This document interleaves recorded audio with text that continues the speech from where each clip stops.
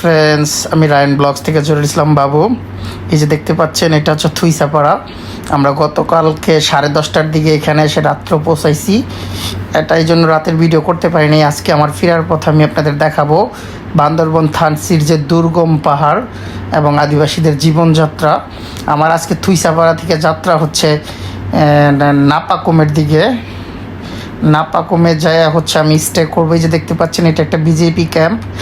এটা হচ্ছে Thuisapara BJP camp. দেখতেই পাচ্ছেন পাহাড়। আমি আপনাদের দেখাবো পাহাড় ট্রেকিং করা কতটা কষ্টের। এই যে দেখতে পাচ্ছেন আমি ডাউন হিল করছি। এটা হচ্ছে সবচেয়ে পাহাড়ের কষ্টকর বিষয়। আমি আজকে দেখানোর চেষ্টা করবো এই থুইসাপাড়া পর্যন্ত পৌঁছাতে গেলে কত কষ্ট করতে হয়। এই যে দেখতে পাচ্ছেন খারাপ পাহাড়, এইভাবেই আমাকে নামতে হচ্ছে। যারা আমরা শহরের, তারা আসলে এটা খুবই কষ্টকর একটা বিষয় আমার জন্য। তারপর আমি একটু হেলদি হওয়াতে আমার জন্য খুবই কষ্টকর বিষয় হচ্ছে, এবং সেই সাথে পাহাড়ের সৌন্দর্য দেখে মুগ্ধ হয়েছি। আমার এখানে পৌঁছাইতে, থুইসাপাড়া থেকে নাপাকুম পৌঁছাইতে আমার প্রায় 2.5 ঘন্টার উপরে লাগছে। 2.5 ঘন্টার বেশি হাঁটতে হয়েছে। এখন আমি চলে এসেছি জিন্নাপাড়া। থুইসাপাড়া থেকে আরেকটা গ্রাম, পাহাড়ি জনপদের একটি গ্রাম আমি আপনাদের দেখানোর চেষ্টা করব।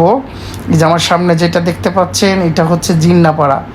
এখানে মোবাইলের কোনো নেটওয়ার্ক নেই, কোনো ধরনের যে উন্নত জীবনযাত্রা নাই, সব কিছুর বাইরে। এই যে আমি দেখতেছি, এই যে মাচাংঘরগুলোতে, আমি গতকালকে রাত্রে ঠিক এরকম একটা মাচাংঘরেই ছিলাম। সেই সাথে এই যে দেখতে পাচ্ছেন পাহাড়ি বাচ্চারা খেলাধুলা করছে। এটা হচ্ছে জিন্নাপাড়া। এখানে মোবাইলের কোনো নেটওয়ার্ক নাই। আপনাকে শুধুমাত্র এখানে খাবার বলতে, আমি গত 2 দিনে যা খেয়েছি সেটা আমি বলতে পারি আলু ভর্তা, ডিম ভাজি অথবা ডিমের তরকারি। এর বাইরে আমি কিছু পাই নাই। এইটাই হচ্ছে, ওরা 150 টাকা করে নেয়। আমি যে আপনাদের দেখানোর চেষ্টা করছি, পাহাড়ি জিন্নাপাড়া থেকে আমি বের হয়ে যাচ্ছি। যে দেখতে পাচ্ছেন পাহাড়, এরকম অসংখ্য পাহাড় আমাকে এবং ঝিরিপথ পাড়ি দিতে হয়। দুর্গম কতটা সেটা আমি আপনাদের দেখানোর চেষ্টা করব। আমি আসলে এই ট্যুরে আমার প্রচণ্ড কষ্ট হয়েছে। আমি আমার গন্তব্যতে যেতে পারি নাই।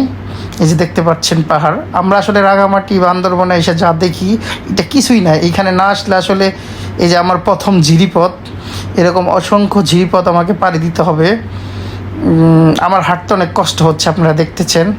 তারপরও আমি হাঁটতেছি। এই বাসটার কারণে আমি অনেক সাপোর্ট পেয়েছি।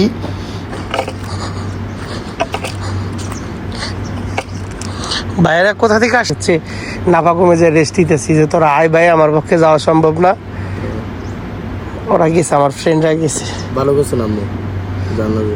আমি তো আপনাকে কে থেকে দেখে বুঝতে পারছি এটা, কিন্তু আমি ভাই এটা যাওয়া সম্ভব না।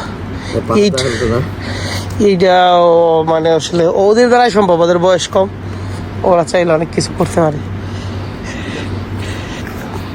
এতক্ষণ আমি যাদের সাথে কথা বললাম, এরাও ট্যুরিস্ট।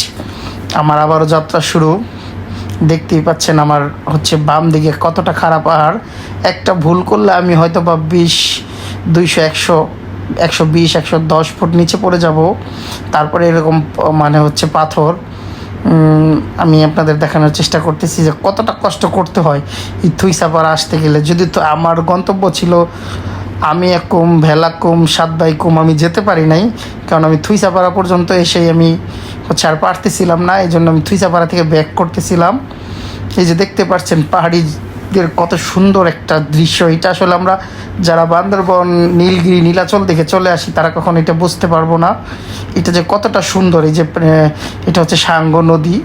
এই সাঙ্গ নদীরই হচ্ছে পানি যাচ্ছে, পাহাড়ি যে নদী। এখানে আমি আপনাদের আসলে দেখানোর চেষ্টা করতেছি এরকম অসংখ্য ঝিরিপথ এবং হচ্ছে পাহাড়ের পার হয়ে। এটা হচ্ছে দেখছেন পাহাড়িদের জীবনযাত্রা। আমি এখন একটা দোকানে চলে এসেছি।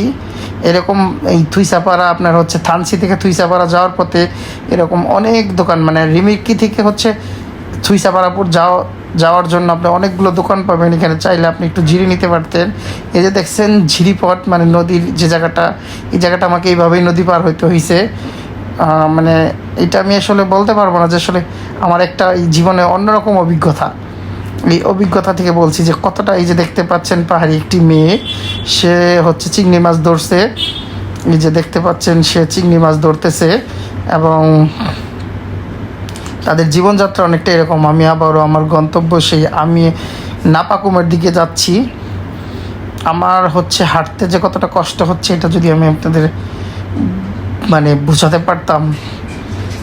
আমার পা ফুলে গিয়েছিল হাঁটতে হাঁটতে। এই যে দেখতেই পাচ্ছেন কতটা দুর্গম পথ। যারা হচ্ছে যাদের প্রচুর স্ট্যামিনা আছে তারাই শুধু এরকম দুর্গম পথে যাওয়ার চেষ্টা করবেন। আর আমার মতো হেলদি হলে আমি যেতে মানা করব। এই যে দেখতে পাচ্ছেন যে কতটা দুর্গম পথ আমাকে পাড়ি দিতে হয়েছে। রাতে এইগুলো আমি বুঝতে পারি নাই, রাতের বেলায় গাইড আমাকে যখন নিয়ে গেছে এতটা ভয়ঙ্কর পথ সেটা আমি বুঝতে পারি নাই, এতটা সুন্দর সেটাও আমি অনুভব করতে পারি নাই। দিন আইসা যখন আমি জিনিসগুলো দেখলাম, আমি সত্যি মানে আল্লাহর যে শুধু নিদর্শনগুলো, এটা দেখে সুন্দর যে নিদর্শন, এটা দেখে আমি রীতিমতো হচ্ছে মুগ্ধ হয়েছি। আমার অবস্থা যা ইচ্ছা তাই। এটা শীতের দিন ছিল দেখে আমি হাঁটতে পারছি, গরমের দিন হইলে হয়তো পারতাম না। এই যে দেখতে পাচ্ছেন এরকম অসংখ্য রাস্তা আমাকে পার হতে হয়েছে।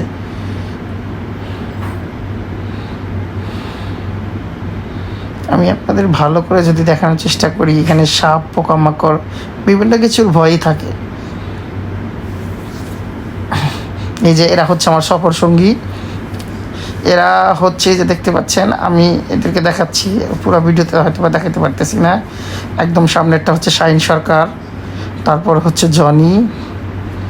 এই যে দেখছেন কতটা দুর্গম পথ, একটা ভুল মানে যে কোনো একটা কিছু হয়ে যেতে পারে।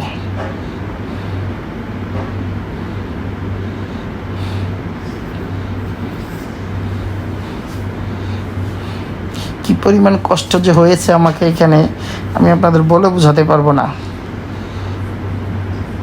যে আবারও ঝিরিপথ, এইভাবে করতে করতে যখন আমি নাপাকম পৌঁছাইছি তখন আমার শরীরে কোনো শক্তি ছিল না। আমি রায়ান ব্লগস থেকে জলিল ইসলাম বাবু। সবাই রায়ান ব্লগস ইউটিউব চ্যানেল এবং ফেসবুক পেজটি লাইক করবেন, কমেন্টস করবেন এরকম অসংখ্য ভিডিও পাওয়ার জন্য। এই যে দেখতে পাচ্ছেন এই পানিটা আমার কাছে খুব ভালো লাগতেছে, কারণ হচ্ছে হাতার পর পাটা ব্যথা করতেছে, সেই সাথে হিম শীতল পানি। এই যে আমি চলে এসেছি হচ্ছে, এই যে দেখতে পাচ্ছেন এটাই হচ্ছে নাপাকম। এই নাপাকমের সৌন্দর্য দেখার জন্যই আমি এতটা কষ্ট করেছিলাম। আমার অবশ্যই গন্তব্য ছিল 7 বাই ভ্যালাকুম, সেখানে আমি যেতে পারিনি। এখানে ঠান্ডা পানিতে গোসল করে আমি হচ্ছে এখানে স্টে করলাম। পরে আমার ফ্রেন্ডরা আসছে রাতে, পরের দিন আমরা চলে এসেছি। দেখতে পাচ্ছেন সুন্দর, আসলে এই সৌন্দর্যটা আমরা যদি কেউ নিজ চোখে না দেখি বলে বোঝাতে পারবো না। পাহাড়ি ঝর্ণার যে শব্দ সেটা আসলে ভাষায় প্রকাশ করার মতো না।